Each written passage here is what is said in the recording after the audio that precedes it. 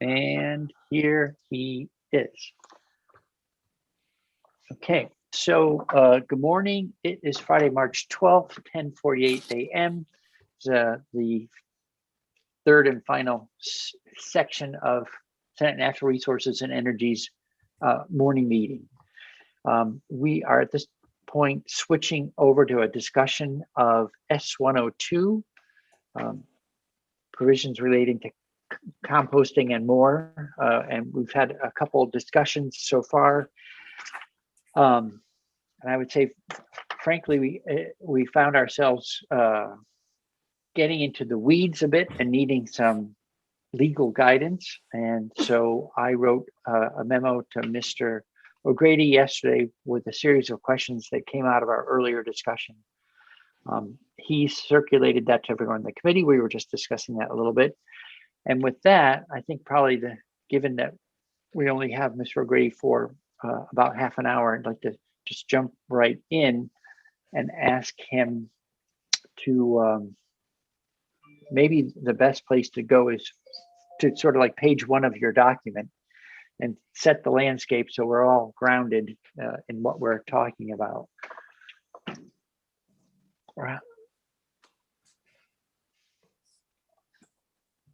Okay.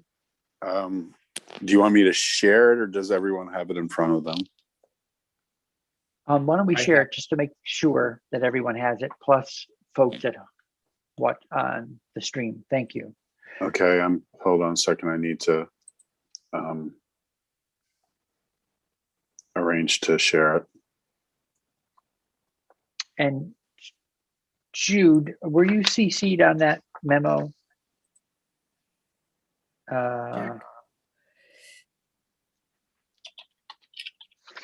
I will forward that to you right now. And if you can post it now, great. If it has to wait, I just want to make sure we have it on our website ultimately. Okay, I can do that.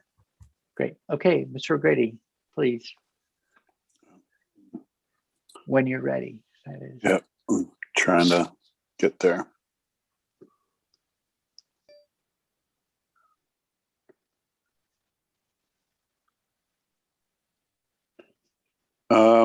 Okay, can you see? Yep. Yes, thank you. I'm trying to make this full screen. I can't. Oh, there we go. All right, can you see my screen? Yes. All right. So I will just walk through this. Sure. If that's what you're looking for. So the issue really arose about 2+ years ago when the Agency of Agriculture determined that farms who were farms and considered to be farming, who were bringing food residuals onto their farm for compost production, the agency decided that import of food residuals was no longer farming or no longer something they wanted to regulate under the RAPs. And they conferred with the Agency of Natural Resources, and the Agency of Natural Resources determined that if those food residuals were no longer considered agricultural inputs for farming, that they needed to be regulated as solid waste. And the Agency of Natural Resources informed these facilities, these farms, that they needed to come under the regulation of the accepted composting practices if relevant to them, or under the solid waste rules for composting if relevant to the size of the production. That concerned these farms because if that part of their farm that was used for compost production is no longer considered a farm or farming activity, they potentially lose their Act 250 exemption for that part of their farm, their land use exemption for that part of the farm, and then they become subject to environmental permitting. It also raises the possibility that the listers would reassess that part of their farm and potentially remove it or say that it needs to be removed from use value. So there were significant concerns for these farmers who were bringing food residuals in for the purpose of compost production. They were already exempt from Act 250 as farms, because these facilities are not just, to my knowledge, producing compost. They have livestock, they have poultry, some of them grow crops. So they were qualifying as farms, exempt from Act 250 land use and with all the attendant benefits of that. What 102 was intended to do was to provide that for certain farms that are either small poultry farms or who are principally using compost on their farm, that the importation of those food residuals onto those farms qualifies as farming and does not subject them to any regulatory change under Act 250 land use or otherwise. S102 also gives the Agency of Agriculture authority to regulate that practice, so that these facilities, these farms, are not unregulated in the practices they engage in and the product they produce. So that's generally what 102 is intended to do. It is not intended to create a new large open exception to Act 250. It is really about giving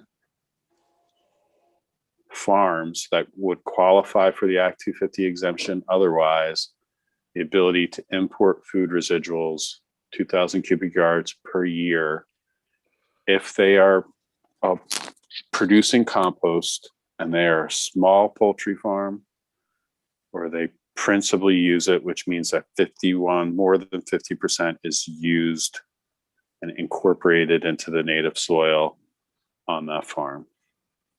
So that's the general overview. Yeah. And I will then go to the questions. First is, who is a farm? There was a definition that's added in 102 for the specific purpose of this Act 250 exception, and it is: a farm is a parcel or parcels of land owned, leased, or managed by a person and devoted primarily to farming that meets the threshold criteria as established under the required agricultural practices. So a few years ago, the Agency of Ag was getting a little tired of people saying that, hey, I have 3 chickens, I'm farming, you can't regulate me.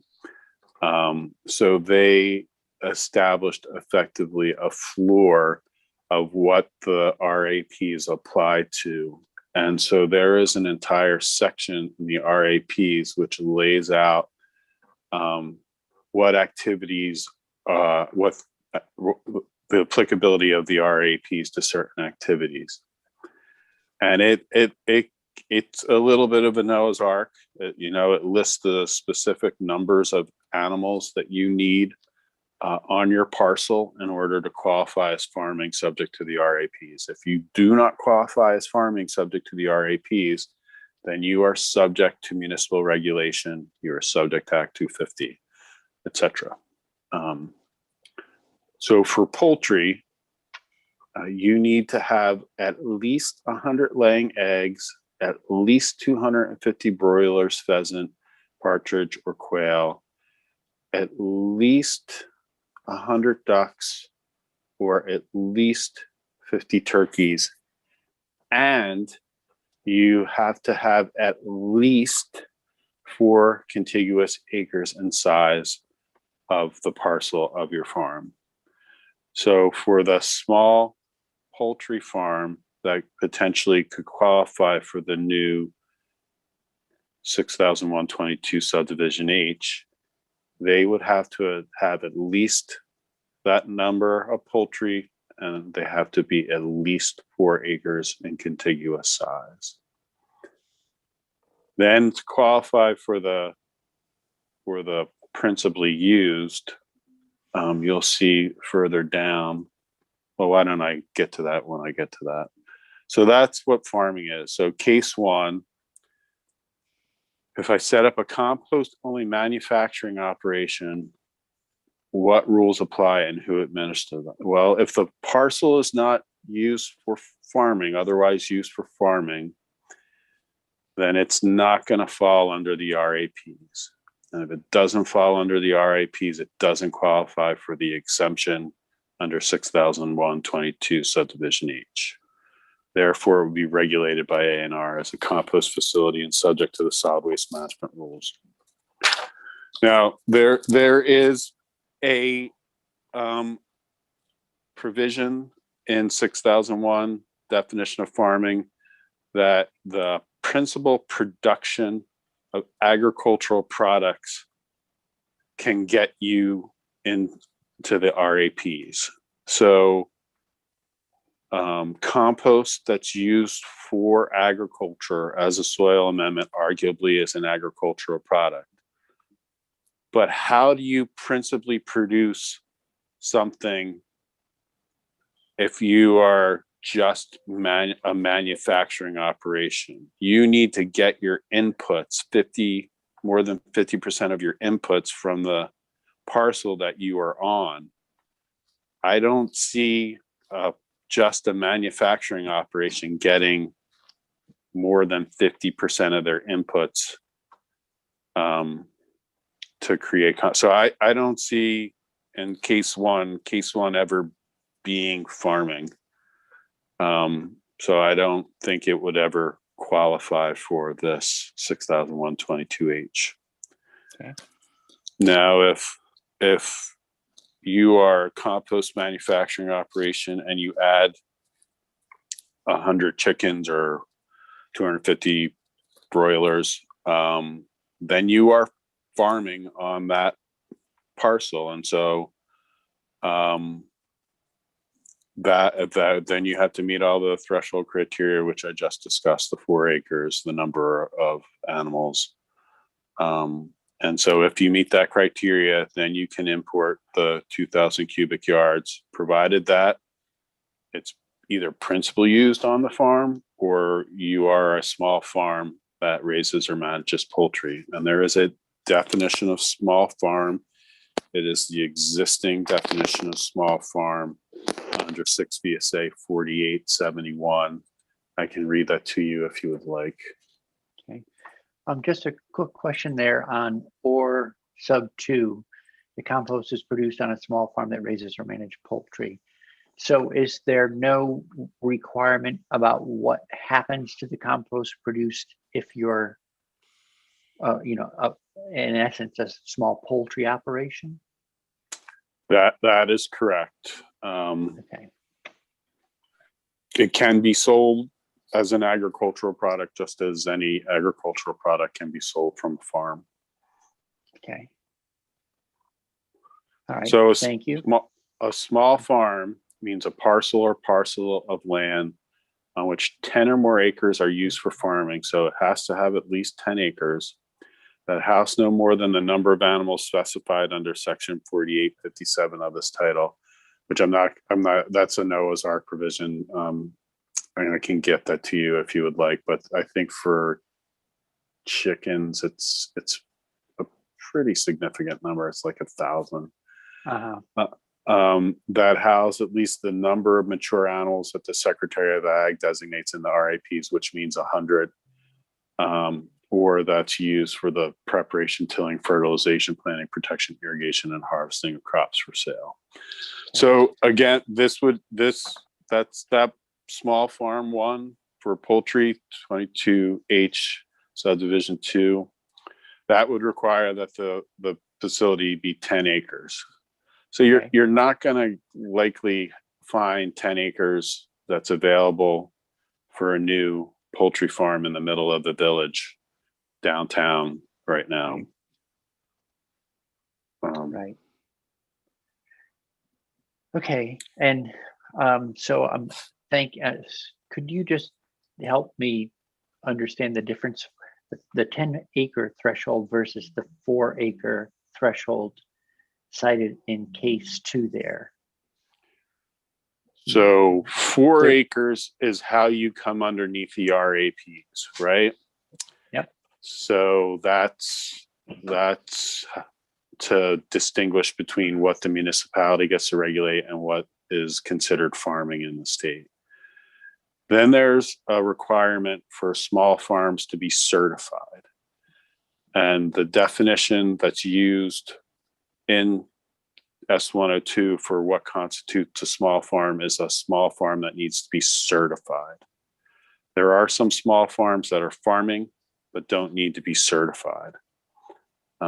So this is a certified small farm. Okay. All right. Thank you. Any committee questions? I mean, I think let's continue to walk through them. Part of what I was trying to do is sort out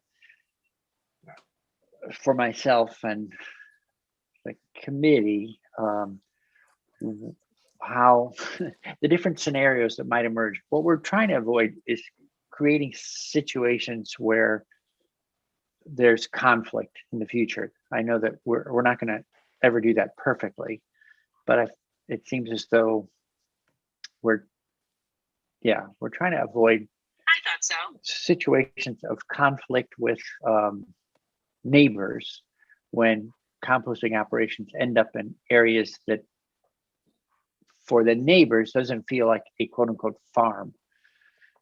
It was so. Yes, it does.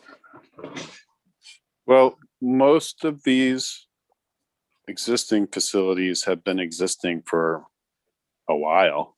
Right. I mean, I one of them was in place when I first started at Ledge Council, which was 16 years ago, 17 years. Jesus. And so the potential conflict from the existing facilities, I think they probably already had it or resolved it. Yeah. Right. For new facilities, I think you're looking at substantial restrictions for it to happen. For a small farm, it has to be at least 10 acres. Mm-hmm. For the farm that's going to principally use it it has to be at least 4 acres. And then they have to principally use it. That means that more than 50% is used on the parcel. And that's going to be hard to do on a 4-acre parcel over the life of the production. Or they're going to have to build a compost mountain, and then that doesn't qualify for the exemption because it has to be incorporated into the native soil. And compost mountains aren't incorporated. The chair asked me whether or not fill would be considered a soil enhancement for the purposes of this exemption. I contacted the agency, and they said that as set out in 102 in later sections, a soil amendment is only an agricultural product if it's intended for agricultural use, and they do not consider fill to be an agricultural use. So they would not consider fill to be a soil enhancement that qualifies under this exception. Thank you. I think I don't know the facts. We had some testimony where a neighbor of a facility asserted that much of the compost was being used as fill to sort of increase the workable footprint of that facility. So. Well, some facilities that produce compost have Act 250 permits and have land use permits. And so that might be something that was allowable underneath their Act 250 permit or their land use permit. Okay, great. So let me pause. We have questions up that you've pretty much walked through. I think we're down to the bottom question on this, what I can see that says if case 1 is a farm, whatever. Yeah, if and I kind of addressed this. I don't Yeah. really see how case one gets to be a farm. You know, if they're not raising crops, if they're not managing livestock, if they're not doing any of the other traditional agricultural activities, then they would have to rely on the fact that compost is that what they're producing is an agricultural product. And then they would have to principally produce it from that parcel. And I just don't know where did they get their manure? Where did they get their high carbon bulking agent? Where, you know, I see I can't say never. Right. Maybe somebody could figure it out, but I think it's not likely. So Right. So you're reminding me there's two sides to this principally. There's principally produced, and then there's principally used, right? Right. Yeah. And so they would have to principally produce it from the parcel, and then they would have to principally use it because they don't have poultry, right? So that I'd love to see that, actually. That would be very interesting. Okay. It probably would be situated right next to the perpetual motion machine or something. Yeah. Okay. So maybe case two is more realistic then. Right. So if in case two, and they are a poultry farm, I think that's case two is that they've added chickens, right? Yeah. Case two is they've had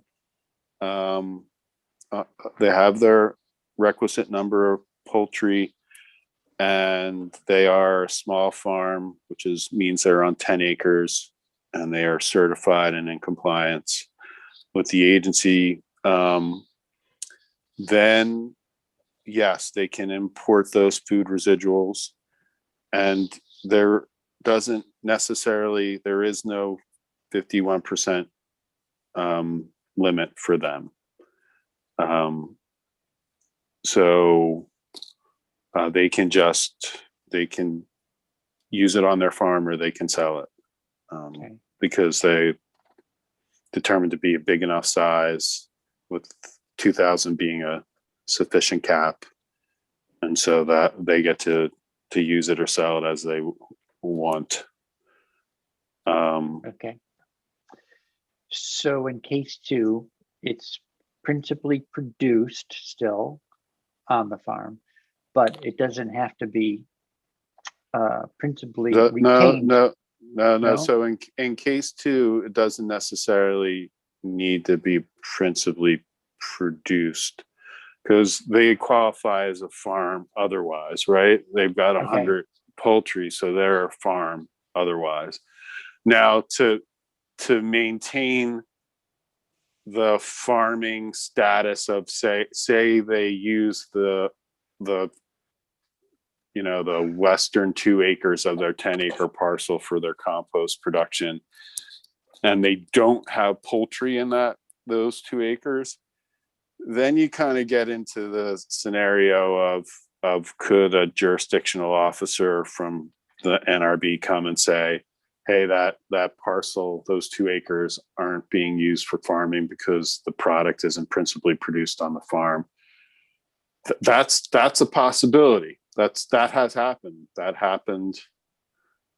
That was one of the reasons the compost wars touched off, because a jurisdictional officer went to a farm, and a compost producer was leasing part of that farm to do compost. And the jurisdictional officer said that it wasn't principally produced on the farm, and therefore it wasn't farming.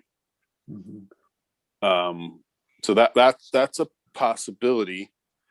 But frankly, these small farms are going to let their poultry have access to the 2 acres, and then it's difficult to say that it's not being used for farming. Right. Range chicken. Yep. As I've said before, chickens eat everything.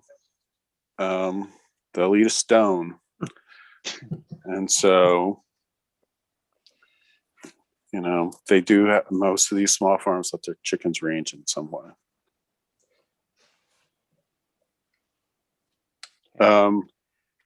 Should I move on? Sure. It seems as though that last bit is the part that some people, well, I think I'll speak for just myself. I've worried that someone might basically do a composting operation, add some chickens and say, now that I got 100 chickens here, I'm farming. But for the neighbors, the impact, they're not worrying about the 100 chickens walking around.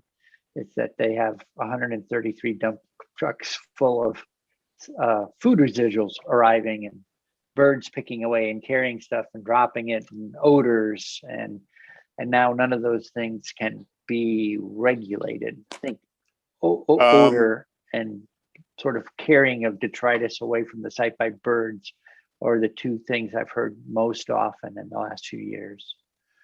So that's actually a possibility. Say you are a compost production facility, you had your A&R permit, and you got the poultry bug, and you brought 200 chickens onto your facility, and you realized, hey, now I can operate as farming, and I don't need my A&R certification anymore. That's possible, but remember, the Agency of Ag is going to be regulating these facilities, at least at first, underneath the same rules that the facility was regulated under by A&R, right? And then the agency is directed to adopt some new rules, but I doubt that they're going to vary significantly from the A&R rules. So yeah, that compost facility would then potentially get some of the benefits of farming, but that's a possibility. Okay, and do those benefits of being legally classified as farming mean that you will not be regulated for odor or for kind of the nuisance factor of birds carrying, I don't know, chicken bones or whatever onto the adjoining property and all that stuff? I'm looking at the solid waste rules right now. I think I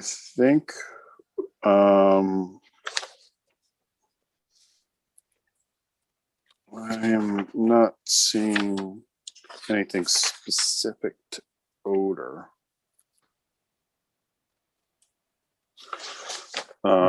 It would surprise me in a way, because we're all very familiar with there's times of years around farms, like when you're spreading in the spring, whatever, where it can get a little intense, and so that's that.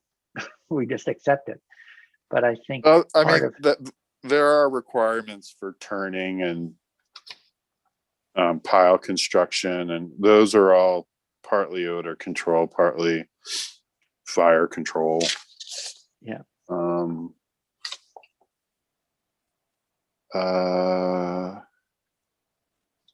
Yeah, and then it gets into the large ones where there is some more specific requirements, but none of these are going to hit the large threshold. Yeah.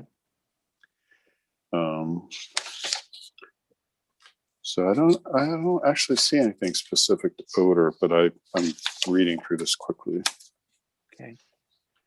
And on that other side, I don't know that I've ever noticed anything, but I haven't read the way you have about sort of birds carrying things away and dropping them, which seems, in the Montpelier case, we heard from quite a few people in that neighborhood who said that was something that was a nuisance to them. Right, and there's supposed to be vector pest control. Mm-hmm. So I think, the vector provision should apply, at least initially, as the Agency of Ag applies the A&R rules. Okay. What's vector? What's the vector? Yeah, it's just a term of solid waste art, I guess. It's, something coming on to your facility, kind of like a, Pennies from heaven? I'm sorry, excuse me, pennies from heaven? All right. Okay, I got you. It arrives Right. It's something that, seagulls or crows or right, and has a potential health risk or risk to your operation. Mr. Chairman, Yes, Senator McCormick. McCormick, can I ask Yeah, okay, please. I presume we agree there are farms that are clearly farms and they have a compost operation as part of the farm. And there are compost facilities that may have something agricultural going on, but they're basically industrial facilities. They're, commercial industrial facilities, and they're clearly one of them would qualify for the agricultural exemption and the other would not.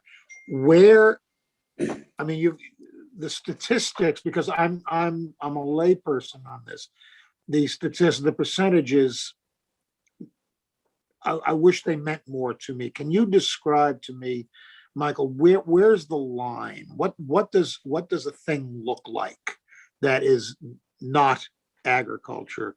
For example, I presume that Mr. LaRosa's neighbor, who is not an agricultural operation. It's an industrial compost facility with some chickens. On the other hand, there probably are places that are fine. So where's the line? What are they both? What does the farm look like? What does the industrial? How would I know I'm looking at an industrial, non-agricultural facility? It's going to depend on the facts on the ground. It's going to depend on if that facility can qualify as farming and agricultural activity under the RAPs. There are ways to do that, and to say that it's, the 3 or more equines are farming because the horse people got that in to Act 250 way back in the day. And that can create some consternation for neighbors.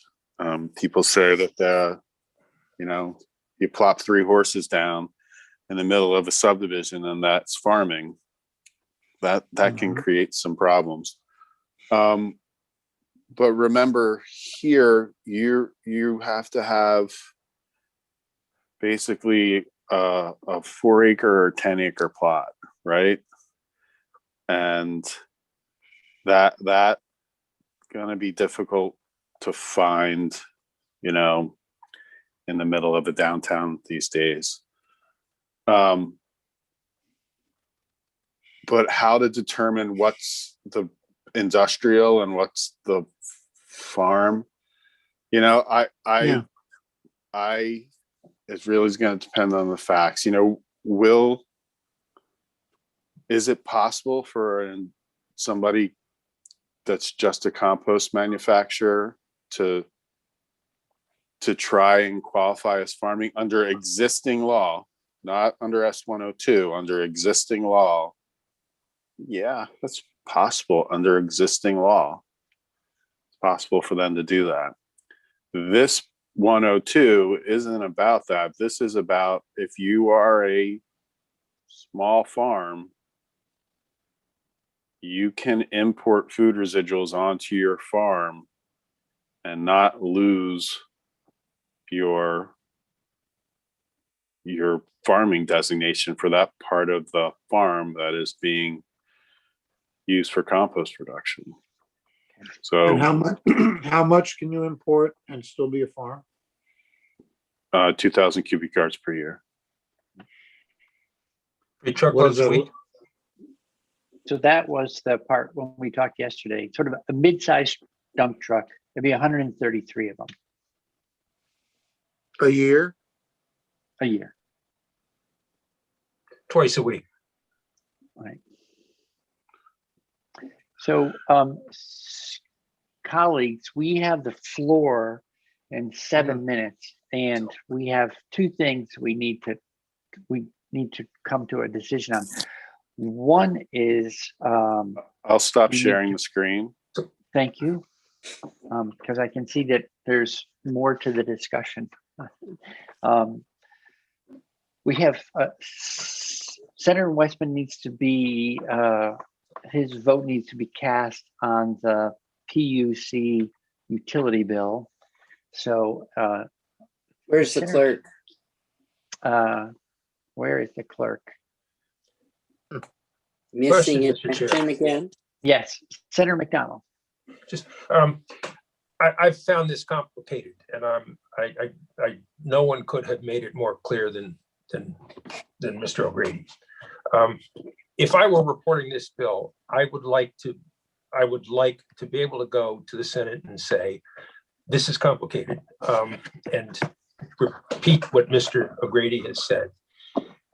And I'd also like to be able to say with confidence that under this law, none of these projects could take place in city centers, village centers, or village growth areas, and no one need to worry about that. And having listened to Mr. Grady's presentation, I don't believe I could make that in good conscience, because there seems to be some places. I would also like to be able to say nothing new will take place in any of those areas that is not already taking place. So that's the grandfather. Is there any way to be able to stand up and say that without including in this bill the words, notwithstanding everything in this bill, the provisions of this bill shall not take place in city centers, and village growth areas, and thereby be able to report the bill with that as a legal statement in the bill.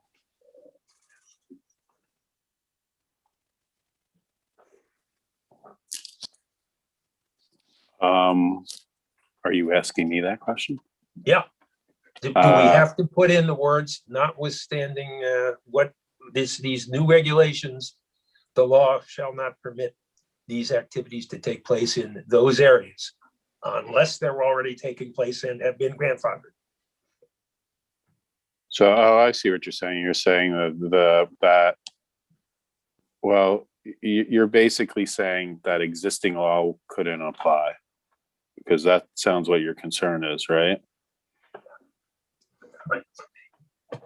If we pass what's written, can we say it prohibits the truckloads, et cetera, arriving in downtowns, village centers, and village growth areas, that it prohibits that? And it will not happen unless it's already happening today, like the one in. Can we say that? Or do we need to say that even with this more open and permissive language to achieve this worthy goal, we still do not wish this new law to apply to city centers, or village growth areas? And that I call that could belts write- and suspenders or cleaning up after the chickens. I don't know. I could write something that could say that 6022H shall not be available for farms that initiated operation after the effective date of this act, when located in a city center, et cetera, et cetera. I could do that if you wanted to. I would propose that if we choose to do that and ask for the committee's opinions on whether that's helps to keep our urban neighbors and our rural neighbors content with one another in a way that that doesn't cause unnecessary hassles.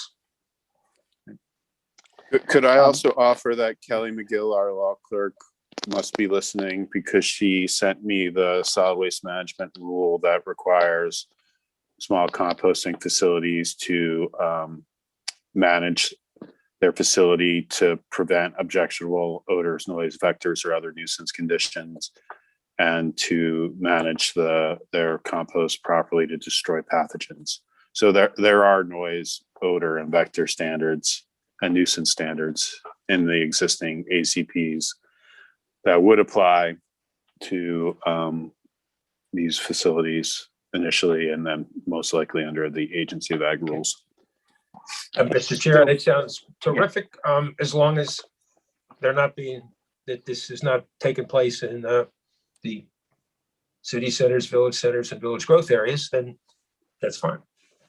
Okay. That just because Right. So those activities are being attempted doesn't mean that you can put them in village centers, the big three. Okay.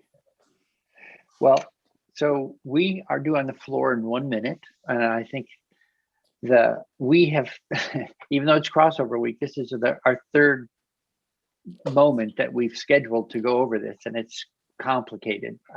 I wouldn't feel comfortable saying that we're ready to.